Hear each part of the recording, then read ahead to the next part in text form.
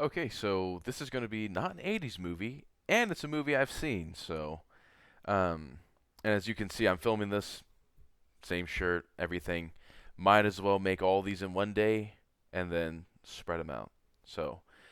This is Stephen King's The Mist, made by Frank Darabont, I believe, starring Thomas Jane, and basically the whole cast of The Walking Dead, as you'll notice.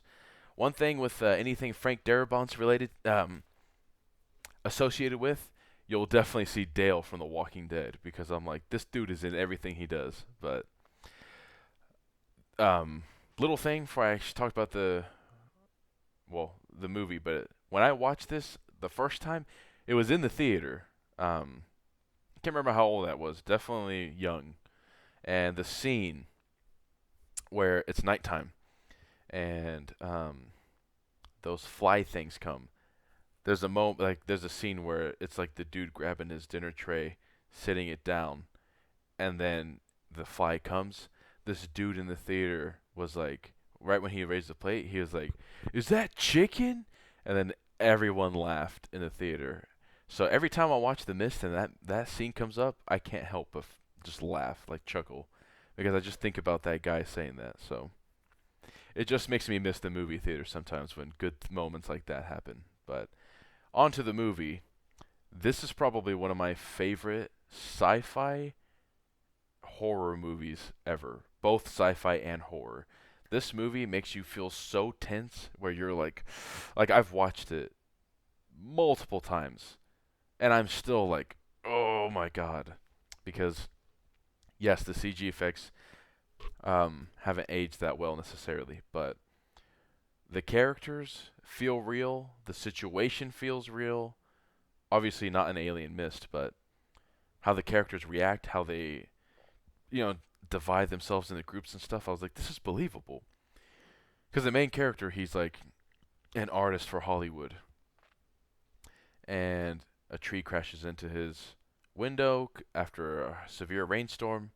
He sees a mist on, kind of like far away, and then his neighbor who tried suing him in the past that they're not really friends with, his car got smashed, so they're like, we'll trade insurance, blah blah blah. We'll go into town, get some supplies. So they go into town, and they're chit chatting with everyone, and then Dale from The Walking Dead comes dead sprinting in, nose bleeding, and is like, "Something's in the mist. Close the doors. Oh my god!" And then people are like, "Oh fuck this!" They run to their car, and the mist comes, and you just hear screaming. So you're like, "Whoa, oh shit!" And basically from there, it's like it's just so real. The main character, you view him as a hero, but ultimately he's just a guy that's doing his best. And since he's the only one who's trying his best, everyone looks up to him as like, please lead us, like, please tell us what to do. And even he's kind of like, whoa, I'm just trying to take care of my son and kind of make sure everyone's okay. But like, one thing I will say that doesn't kind of make sense is when they show the cut off tentacle, I was like, why did you not bring as many people as you could? Why did you bring like two people? I would have literally been like, everyone, please, this isn't a joke. Like, come on, like, believe me. And then everyone would have been like, that tentacle thing with spikes just disintegrated. But instead, it's so everyone's like, I don't believe you. And then his neighbor guy is like, okay, deuces, I'm leaving. And that's the infamous, in my opinion, the rope scene where he's like, tie the rope around your waist. It stops at 300 feet. We'll know you at least made it that far. Cut it. And he's like, nah, F you. But then, the cool ass Ron Perlman looking biker is like, I'll tie it around. And he's like, okay. Because they're trying to grab the shotgun out of a dude's car. So he's going, and they're like, okay, doing good, doing good. And then the rope stops. And then just goes so hard that they're getting rope burn. And then you see it go up in the air. You're like, drops. They pull back. There's blood and guts. Dude's waist down, upper half gone, eaten. So you're like, oh shit.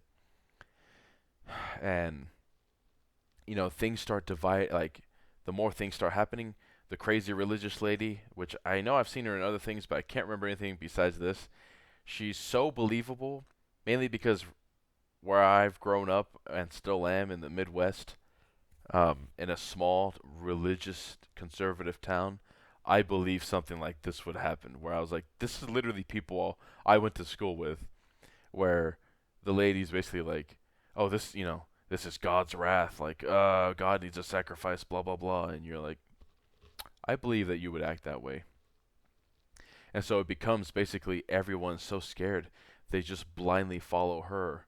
And then you have the main guy and the people who listen to him who are reasonable, who are like, you know what? We want to leave.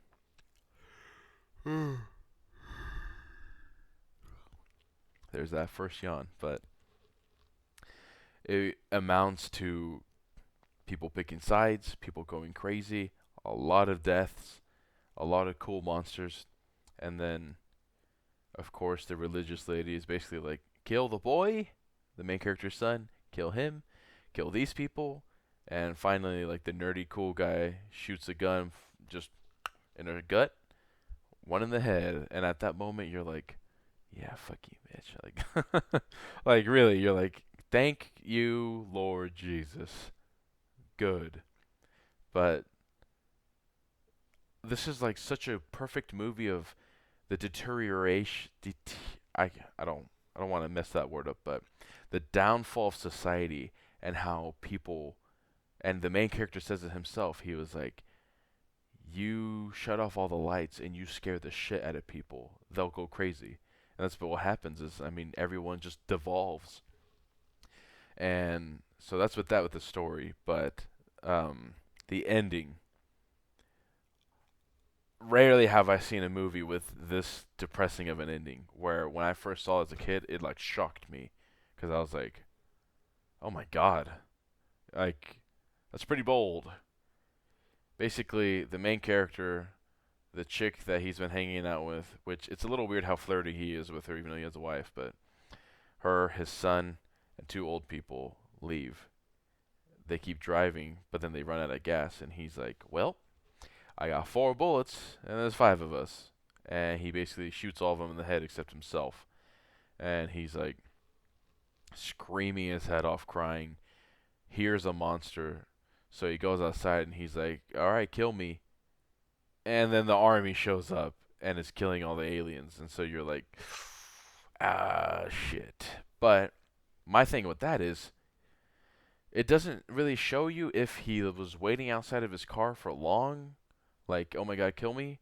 Because how I view it with how it's cut is he kills his family or his son and those people, goes outside, and 40 seconds later, there's a entire mile-long army convoy. I'm like, okay, listen.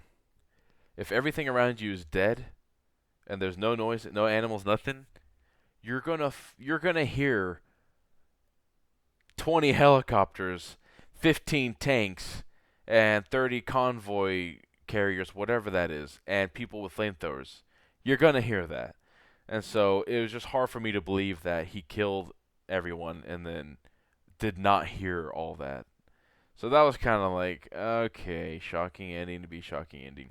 They should have honestly left it open ended where he shoots them, waits to die, and you hear a noise like the military, like you hear like a helicopter noise, and then he looks like, oh my god, and then just cut off. Leave it semi-ambiguous. But besides that, great movie. Highly recommend watching it. I mean, this is like a beyond oh wow. Like this is, to me, it's a classic. Like I hope when people look back to the early 2000s, they're like The Mist because I love it. It's such a good movie, and I love like spooky alien type stuff, and it's all like tentacles, spiders, and flying, and you're just so confused on what's happening. So yeah, The Mist. Oh wow is my rating, of course. Watch it, please. If you have not watched it somehow, please watch it, especially this month.